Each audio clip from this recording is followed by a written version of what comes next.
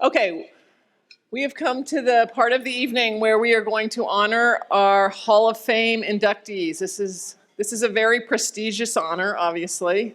We're so thrilled to be honoring the coaches that we are tonight.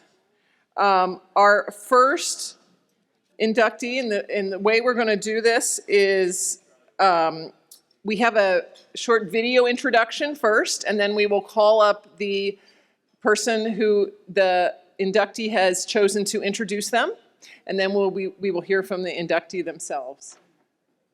So the first one is going to be Cyndi Gallagher. Cyndi Gallagher recently retired after 31 seasons as women's head coach of the UCLA Bruins, having compiled an impressive one-loss record of 202, 107, and 2.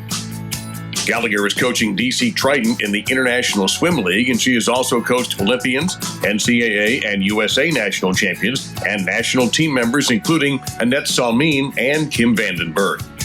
Gallagher was also named to the 2014-2015 U.S. national team coaching staff.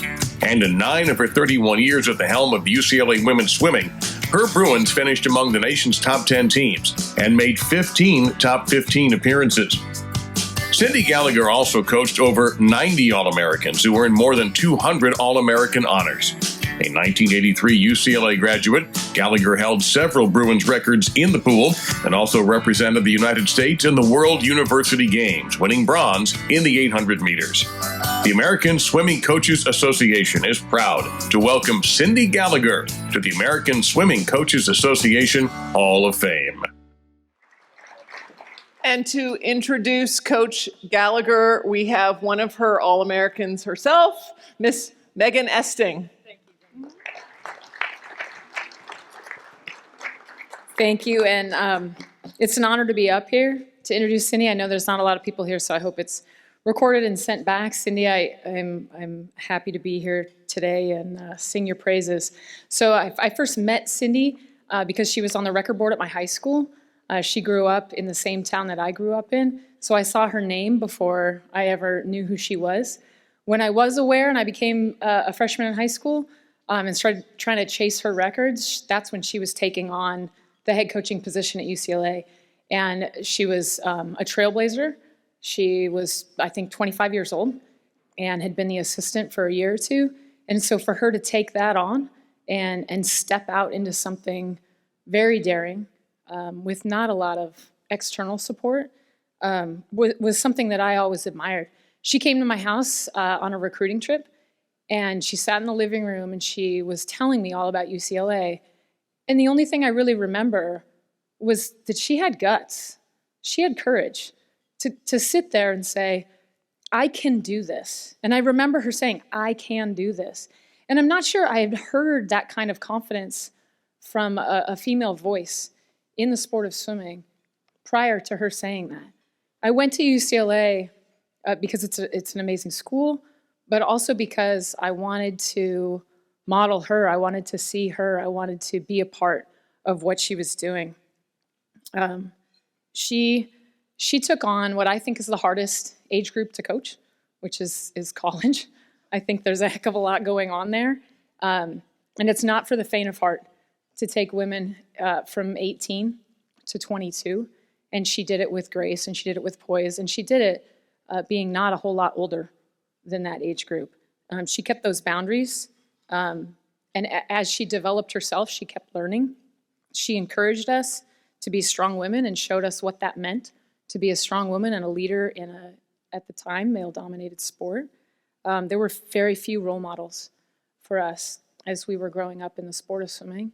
So to be a part of her learning and seeing her grow was fantastic. I'm not sure everybody knows this, but Cyndi was a single mom to an elementary school daughter when she was coaching us. Again, I'm thankful that that was modeled. I was a single mom when I was coaching as well. I'm not sure I would have navigated that space as well if I didn't have that model in Cyndi and how she took care of her daughter and all of her extended daughters.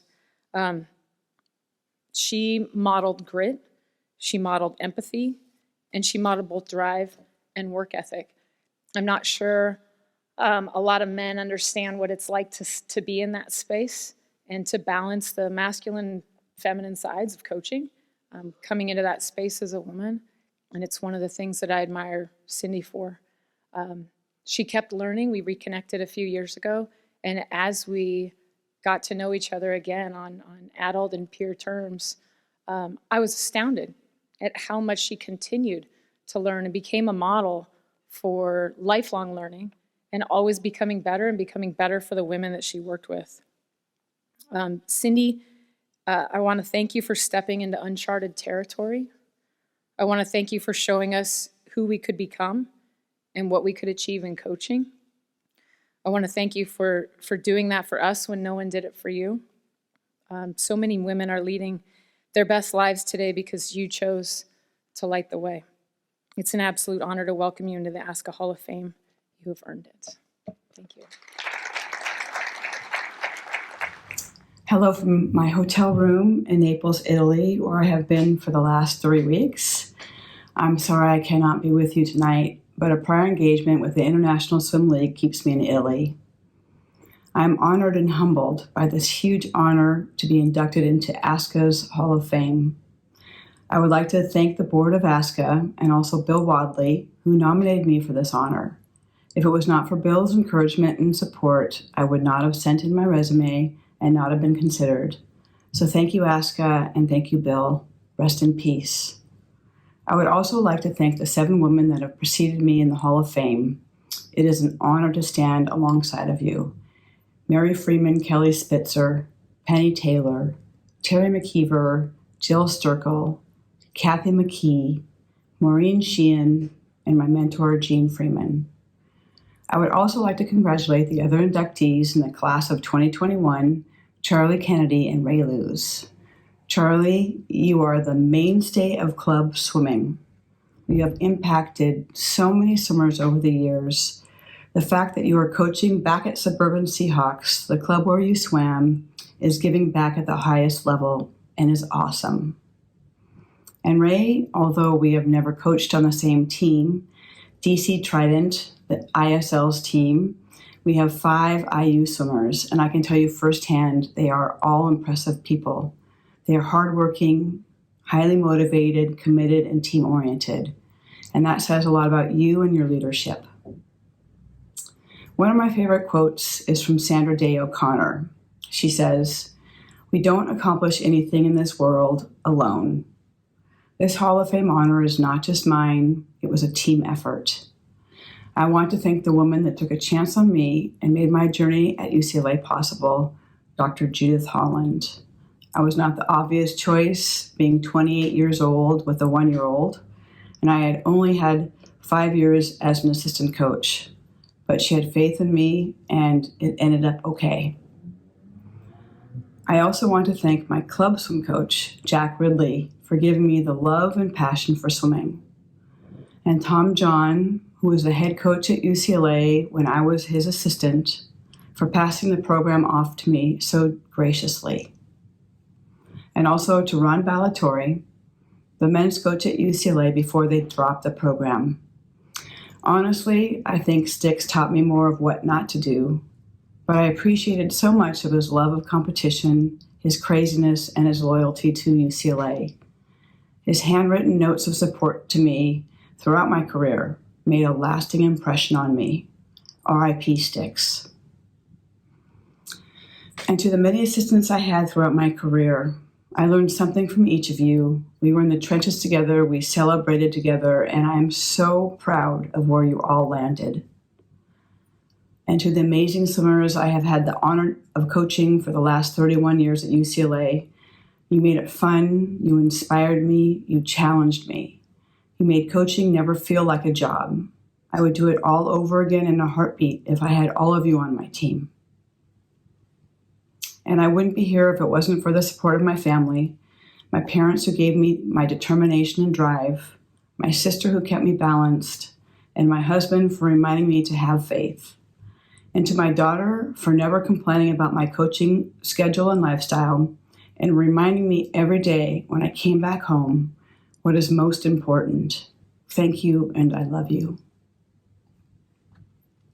If there's anything I've learned in coaching, it is to stick close to your core values. Understand the tremendous responsibility you have as a coach, a teacher, and a mentor. Lead by example by doing the right thing. Be kind. Be compassionate. Do your best. When you know better, do better. Keep learning and growing. It is the way you improve yourself.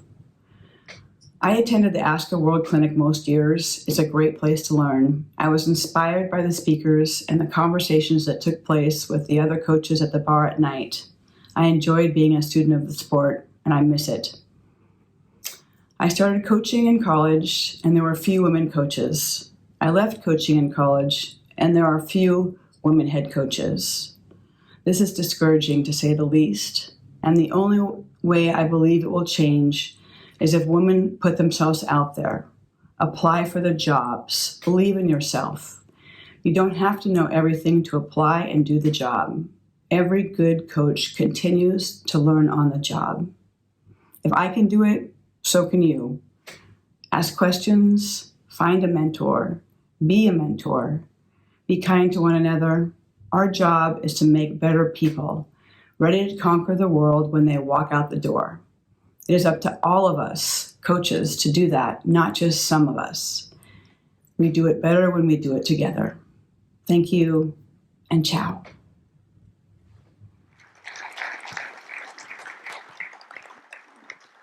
So inspiring. So we will make sure that she gets her award. We can't obviously give it to her tonight, but we will make sure she gets her award.